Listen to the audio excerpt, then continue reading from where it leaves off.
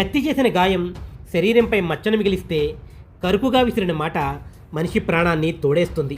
గుర్తించుకో మిత్రమా, విరిగిన కొమ్మనైనా అతికించవచ్చేమో కానీ విసిరిన మాట వల్ల విరిగిన బంధాన్ని ఏ దేవుడు కలపలేడు. నీ నోరు ఒక ఆయుధం. దాన్ని రక్షించడానికి వాడతావో భక్షించడానికి వాడతావో నీ ఇష్టం. నీ నోటి నుంచి వచ్చేది కేవలం శబ్దం కాదు, అది అవతల వారి గుండెను తాకే అస్త్రం. నువ్వు విసిరే మాట పువ్వులా కావాలో ముల్లులా కావాలో నిర్ణయించుకోవాల్సింది నువ్వే. అహంకారంతో కూడిన మాట నిన్ను అందరికీ దూరం చేస్తుంది.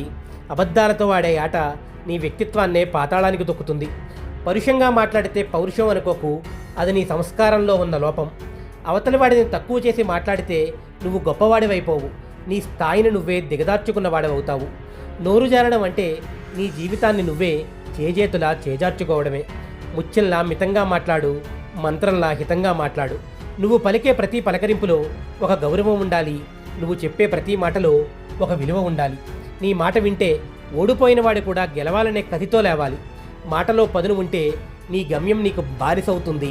నీ మాటకు పదును పెట్టుకో, కానీ ఎవరిని గాయపరచడానికి కాదు, ప్రపంచాన్ని జయించడానికి. మాట్లాడడం ఒక కళ, దాన్ని నేర్చుకో, ప్రపంచాన్ని ఏలుకో.